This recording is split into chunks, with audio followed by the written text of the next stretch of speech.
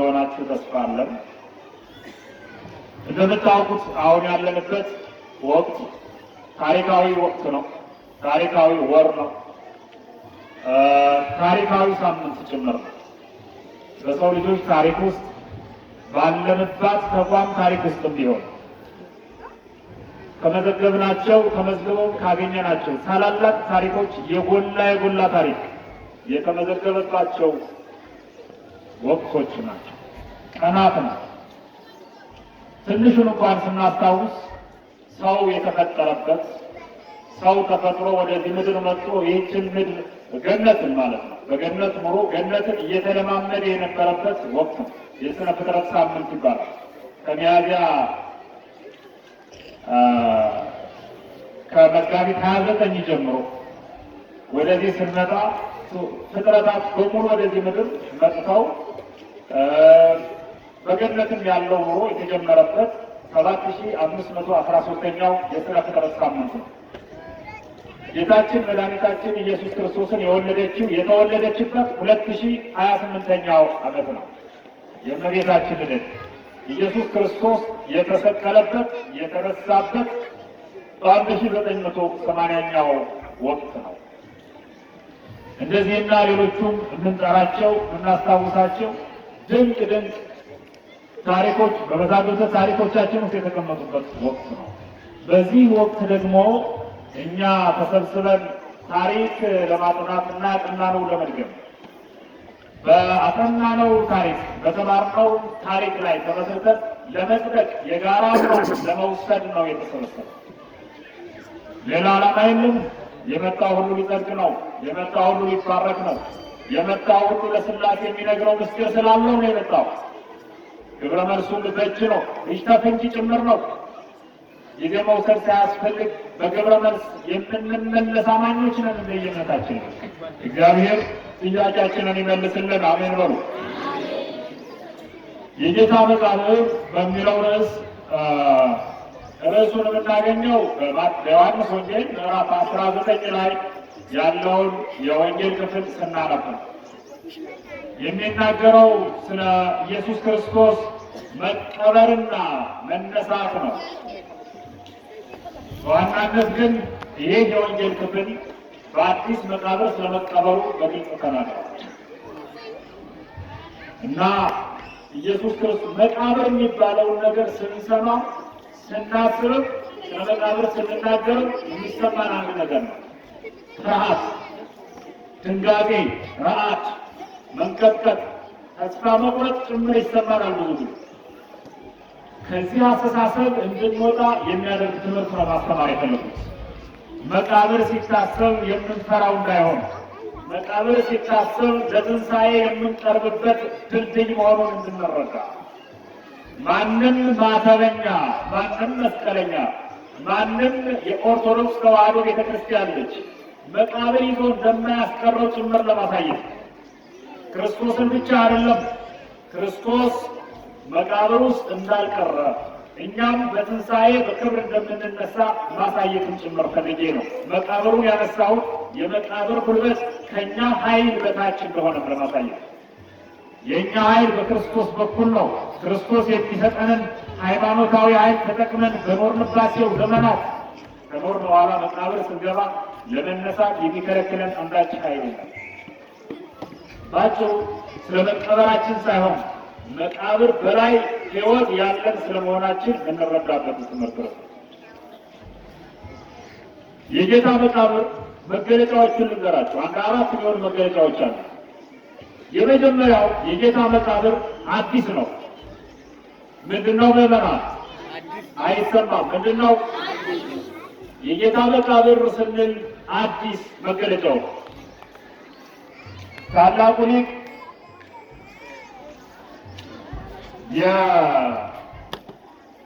የቅዳሴው ደራሲ ዲዮስቆሮስ ወቀበርዎ ውስተ መቃብር ሐዲስ ነው የሚለው ከወንጌል ወስዶ በአዲስ መቃብር የተቀበረ ስለመሆኑ ክርስቶስ ሊቃውንት መጽሐፍቶቻቸው ላይ አስፍረዋል። ወንጌሉን በግልጽ በአዲስ መቃብር ብሎ ተናግረዋል። ስለዚህ አዲስ መቃብር ነው። ይሄን ያነሳሁበት አዲስ መሆኑን ተናግሬ ለማለት ብቻ ነው። ለምን በአዲስ መቃብር ሊቀበር ተፈለገ የሚለውን ማውሳት ስለፈለኩ። ጌታችን ኢየሱስ ክርስቶስ የተቀበረው ዮሴፍ ለራሱና ለቤተሰቦቹ መቀበሪያ ብሎ ግን ማንም ያልተቀበረበት አዲስ መቃብር ውስጥ ነው ክርስቶስ የተቀበረው። በአዲስ መቃብር ሳይሆን በሌላ ሌሎች ሰዎች ሁሉ ተቀብረውበት በነበረ ተጨማሪ ሆኖ መቀበር ለምን አልቻለም ከተባለ በራሱ በክርስቶስ ፈቃድ በወቅቱ የነበሩ ክርስቶስን የሰቀሉ ክርስቶስን የገደሉ ሰዎች ምክንያት እንዳይኖራቸው። አዎ እነ ኤልሳ የተቀበሩበት መቃብር አካባቢ የተቀበሩ ሰዎች በእነ ኤልሳ ቅድስና ከመቃብራቸው ተነስተዋል። ኢየሱስ ክርስቶስንም ሰው እንጂ አምላክ አይደለም ብለው የሚያምኑ ድንዙዛን አእምሮ ሰዎች የተነሳው ክርስቶስ የተነሳ እንደ ኤልሳ አይነት ደጋግ ሰዎች መቃብር አጠገብ ተቀብሮ በደጋግ ሰዎች በእነ ኤልሳ ቅድስና እንጂ በራሱ በባህሪ አምላክነቱ አይደለም ሊሉ እንዳይችሉ በአዲስ መቃብር ሊቀበር ግን ሆኗል። ይህን ያደረገው ራሱ እግዚአብሔር ነው፣ በሰዎች ፍልስፍና አይደለም። ምክንያት አልባ ለማድረግ በአዲስ መቃብር ክርስቶስ ተቀበረ። እናም የክርስቶስ መቃብር አዲስ ነው። ሁለተኛ የክርስቶስ መቃብር ባዶ ነው። በሁለት በኩል ነው ባዶነት። ከመቀበሩ በፊት ባዶ ነበረ። ተቀብሮ ከተነሳ በኋላ ባዶ ነው፣ ለዘላለም ባዶ ሆኖ ይኖራል። የክርስቶስ መቃብር መገለጫዎች ከሌላ መቃብሮች መገለጫዎች ይለያል። ሳይቀበርበት ይኖራል። ከተነሳ በኋላ ማንም ያልተቀበረበት ነው፣ ባዶ ነው። ክርስቶስ ሳይቀበር ሄዶ ቢፈልግ ሰው ባዶ መቃብር ነው የሚያገኘው። ክርስቶስ ከተነሳ በኋላ የሚፈልጉ ሰዎች ቢሄዱ የበሰበሰ ስጋ፣ የተሰባበረ አጽም፣ የፈሰሰ ደም አያገኙም። ባዶ መቃብር ነው የሚያገኙት። ስለዚህ የክርስቶስ የጌታ መቃብር ቅድመ ክርስቶስ፣ ድህረ ክርስቶስ ወይም ክርስቶስ ሳይቀበር ክርስቶስ ከተቀበረ በኋላ ባዶ ነው። ባዶ የሆነበትን መሰረታዊ ምክንያት ስላለው ነው እናየዋል። የሆነ ሆኖ ሁለተኛው የጌታ መቃብር ባዶ ነው መገለጫ። ሶስተኛው የጌታ መቃብር የተቆለፈ ነው። የተቆለፈ ነው። የተቆለፈው ክርስቶስ ሳይቀበር የተቆለፈ፣ ክርስቶስ ከተቀበረበት ጊዜም የተቆለፈ፣ ክርስቶስ ከተቀበረና ከተነሳ በኋላ ግን የተከፈተ ጭምር ነበር። ነገሩ ምን መሰላችሁ ኦርቶዶክሳውያን? ጌታችንና መድኃኒታችን ኢየሱስ ክርስቶስ ከተቀበረ በኋላ አይሁድ የኢየሱስ ክርስቶስን መነሳት እንዳለመታደል ሆኖ አልዘመሩለትም፣ ከልብ አምነውበት አልተናገሩም እንጂ ያውቁ ነበር። የማወቅ ምልክታቸው ፈርጣማ ጉልበተኞችን መራርጠው ክርስቶስ ይነሳል ብለው ስላመኑ መሆኑ ነው መቃብሩን ያስጠበቁት። በከፍተኛ የጥበቃ ችሎታ ላይ የተመሰረቱ ጠባቂዎችን የክርስቶስን መቃብር ዙሪያ ገባ ያስጠብቁ ነበር። ለምን ካላችሁ መነሳቱ አይቀርም ብለው አምነዋል ማለት ነው። አያችሁ፣ በብዙ መጥለቂያ ነገሮች ግን ከልባችን አምነን ስላልተቀበል ነው ከሰር። የባከኑ ጉዳዮች፣ የባከኑ ጊዜዎች፣ የባከኑ ምቹ አጋጣሚዎች አሉብን። ነው ያልተጠቀምንባቸው ነገሮች ቢኖሩ በጣም ብዙ ተቆጥረው ምናልቆ ናቸው። ክርስቶስን የገደሉ ክርስቶስን የቀበሩ አምላክ መሆኑን ቢያውቁም ማመን ግን ስላልቻሉ ተጎዱ። በደቂቃዎች ውስጥ መስቀል ላይ ተሰቅሎ ገነት ሲከፈትለት ያለመሰልቸት ገርፈው የገደሉት ግን ሊድኑበት አልቻሉም፣ አልታደሉም። ለዚያ እኛ ተቀብለን የምንድንበትን ስጋ እነሱ ደበደቡት፣ መሬት ላይ ጣሉት፣ አቆሰሉት። የአጠቃቀም ችግር በዚህ ምድር ያሉ ብዙ ጠቃሚ ነገሮችን ከጥቅም ውጭ ያደረጋቸው ይመስላል። ከጥቅም ውጭ አልሆኑም፣ ተጠቃሚዎች ሳይጠቀሙ ቀሩ እንጂ። የክርስቶስ ስጋ መሬት ላይ ጥለውታል። የክርስቶስ ስጋ ተወርሯል፣ ወድቋል፣ ገርፈውታል፣ ቆርሰውታል። እኛ ግን የተቆረሰውን በልተንዳል። እነሱ የክርስቶስን ስጋ ቆርሰው የሰጡን ያክል ይሰማል። ጥፋት ስላላቸው እርሱ ሰጠን፣ እኛ ተመገብ፣ እኛ ዳንበት፣ እነርሱ ደነገቡት። ኦርቶዶክሳውያን ብዙ ልንድንባቸው የተሰጡን ገጸ በረከቶች አሉ። በዘመናችን በቁም ነገር እንድናልፍባቸው የሚገቡ ዘመናት አሉ። የተጫወትንባቸው ዘመናት፣ የተጫወትንባቸው ነገሮች ያላወቅንባቸው ብዙ የከሰርንባቸው ነገሮች አሉ። ወደ ልባችን ተመልሰን መጠቀም ያለብን ምርጥ ነገሮችን እንጠቀምባቸው ያለ ማለት። ስለዚህ የክርስቶስ መቃብር የተቆለፈ ነው። ይህም የተቆለፈ የሚለው ነገር ቀጥሎ ያለው ነገር ይገልጽልናል። አራተኛ የተከበበ ነው። አዲስ ነው፣ ባዶ ነው፣ የተቆለፈ ነው፣ የተከበበ ነው። የተከበበው በመላእክት ነው። የተከበበው በምስክሮች ነው። የተከበበው በምድራውያን ብቻ አይደለም። ከመሬት እነ ማርያም መግደላዊት ሆኖ ያደረውን የሆነውን ነገር ለማየት ውለታዋ ብዙ ስለነበረባት ውለታዋ ድቅድቁን ጨለማ በውስጧ ነግሶ በሚያበራላት የክርስቶስ የፍቅር ሻማ የበራላት የተንቦገቦገላት ጨለማው ሳይሆን የሚያበራው የክርስቶስ ፍቅር ውስጧ ነግሶ በሚያስፈራ ጨለማ ማርያም መግደላዊት ወደ መቃብር ሄደች። ከመሬት ማርያም መግደላዊት፣ ከሰማይ ሚካኤልና ገብርኤል መጥተው መቃብሩን ከበውታል። የተከበበ ያልነው ለዚህ ነው። የተከበበው መቃብር ምንድን ነበር መገለጫው ካላችሁ፣ ቅዱስ ሚካኤልና ቅዱስ ገብርኤል መቃብሩ ላይ አንደኛው በራስጌ ቅዱስ ሚካኤልና ቅዱስ ገብርኤል መቃብሩ ላይ ነበሩ። የነበሩት ነጫጭ ለብሰው ነው የተገለጡት። በአንድ በኩል ሰው ይለዋል መልአኩን፣ በሌላ በኩል ነጫጭ የለበሱ ይላቸዋል። ሁለቱም መልእክተ መለኮት መተላለፊያ መንገድ ነው። ሰው በመቃብሩ ታየ ካለ የነገረ ሥጋዌን ታሪክ ማሳያ መንገድ ነው። ነጫጭ የለበሱ ካለ ደግሞ አንደኛ ሰው የሚለው የነገረ ሥጋዌን ዓመት ማሳያ ነው። ሌላው ደግሞ ስጋ ለብሶ የተነሳውን ክርስቶስ ማሳያ ጭምሮ ነው። ዓመተ ፍዳ ዓመተ ኩነኔ የለቅሶ የመከራ ዘመን ማለፉን በትንሣኤ ተቀብረን የማንቀር መሆናችን የምስራች የሚነገርበት ዘመን መሆኑን የምስራች መገለጫ ነው። ወገኖቼ መቃብር ላይ ቆሞ ሆኖ ተቀምጦ ነጭ መልበስ እንዴት ደስ ይላል መሰለኝ። በቀቢጸ ተስፋ ውስጥ ያልሆነ እንደምንነሳ ያመነ ሰው መቃብር ላይ ሆኖ ነጭ ለብሳል። ኦርቶዶክሳውያን ሕይወት ሊመሰረት የሚገባው በዚህ ላይ እንደሆነ በቃለ ዓዋዲው ሳይቀር ታች መመሪያው ላይ ሰፍሯል። ሰዎች ሞቱብኝ ብለው ደረታቸውን እንዳይደቁ፣ ፀጉራቸውን እንዳይነጩ፣ ደረታቸውን እንዳይደቁ፣ ፊታቸውን እንዳይነጩ፣ ፀጉራቸውን እንዳይላጩ ነው የሚለው። መቃብር ላይ ቁሞ መዘመር ከሊቃውንቱ መማር ነው። ከሩቅ ሳይሄድ ሊቃውንቱ ቤተ ክርስቲያን መዝሙር ሐዘን እየዘመሩ ነው የሞተ የተባለን ሰው ወደ መቃብር ስጋውን የሚሸኙ ነፍሱን ወደ ገነት የሚያሰናል። እንደ ሰው እናለቅሳለን፣ እንደ አማኝ እንዘምራለን። እንደ ሰው ተለየን ብለን እናለቅስለታለን። እንደ አማኝ ግን ክርስቶስ ተነስቷል እኛም እንነሳለን ብለን ስላመን በመቃብር ላይ ነጭ ለብሰን መዘመር የምንችልበት ግንዛቤ ሊፈጠር ይገባል። ዛሬ ሐዘንተኞች ጥቁር ካለበሱ ማህበረሰቡን አስቸጋሪ ነው። አንድ ወንድሜ በቅርብ ወንጌል ተምሯል፣ የሃይማኖቱ ሰው ነውና ወንድሙ ሞቶ በቀጣይ ሳምንት ክብረ በዓል ላይ ነጭ ልብስ ለብሶ መጣ። የወረደበትን ነገር እኔ ነኝ የምነግራችሁ፣ ምስክሩ ነኝ። ይሄ ለካ ወንድሙን አያወደውም ነበር ማለት ነው። ይሄ ክፉ ሰው ነው፣ ይሄ አይረባም፣ እሱም ብሎ የተማረ የሚባሉ ድምፆች ተሰማ ነበር። እዩት፣ ያረፉ ሰዎች እኮ አረፉ። በቃ ከዚህ ዓለም ተገላገሉ።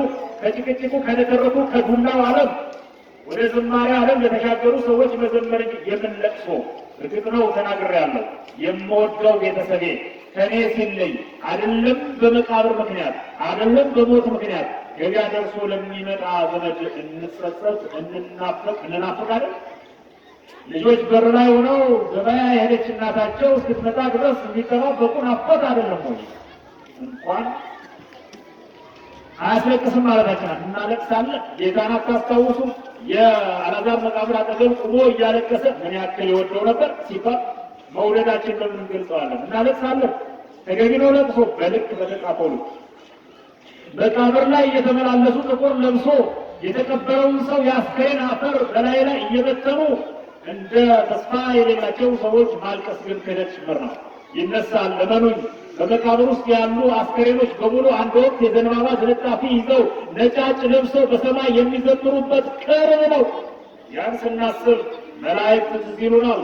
የጌታ መቃብር ላይ የተገኙት ሚካኤልና ገብርኤል ነጫጭ መልበሳቸው ይሄን እንድንሆንም ጭምር መልእክት።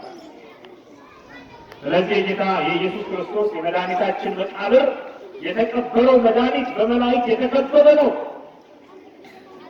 መገለጫው የተከበበ ነው። የከበቡት ሁለቱ የተገኙት በዚያ በራስና በግርጌ የተገኙት መላእክት ድንጋዩን አነሱት። በነገራችሁ ላይ ግልጽ እንዲሆን የምፈልገው ሊቃውንትም እናስተምራለን ብዙ ጊዜ ብናውቀው ያለመደማመጥ ስላለ መሰለኝ በዛ በንቶቹ መንገድ ላይ ቆመው ኢየሱስ እኮ የተነሳው መልአኩ ድንጋዩን አንስቶለት ነው ይላል። ድንጋዩን የፈጠረ ጌታ ድንጋዩን ያነሳለት እንደማይፈልግ ደግሞ ነግራቸዋል። ድንጋዩን የፈጠረ የተቀበረበትን መቃብር የፈጠረ የተቀበረበትን መቃብር ያዘጋጀ የዮሴፍን ጥበብ ለዮሴፍ የሰጠ ዮሴፍን ራሱን የሰራ ገዳዮችን የሰራ እግዚአብሔር እንዴት ነው ድንጋይ ገልብጡልኝ የሚለው መግነዝ ፍቱልኝ የሚለው? ኧረ እሱ ብቻ አይደለም። የኢየሱስ ክርስቶስ ተነስቷል። በተቆለፈ በተዘጋ በተጠቀጠቀ መቃብር ክፋታቸው መቃብሩን በከፍተኛ ጥበብ ነው የገቡት። ቆልፈው ፈትከው እንዳይነሳ ነገርኳችሁ እኮ ቅድም እንደሚነሳ ያውቃል። ራሱን ብትጠይቀው የሰቀለውን ይሁዳን ብትጠይቀው ያሰቀለውን የሰቀሉት የገረፉት ብትጠይቃቸው ይነሳል እንዴ? መነሳት ብቻ አታይም እንዴ? ጥበቃው አታይም እንዴ? አርገን የቆለፈው ይልሃል። መነሳቱን የቀበረው ሳይቀር ያውቃል። የቀበሩት የክርስቶስን ተቀብሮ ያለ መቅረት በእርግጥ ያውቃል። የጠባቂዎች ፈርጣማነት ቁልፍ መቆለፉ ሁሉ የት መጣታል እና የተቆለፈ ነው።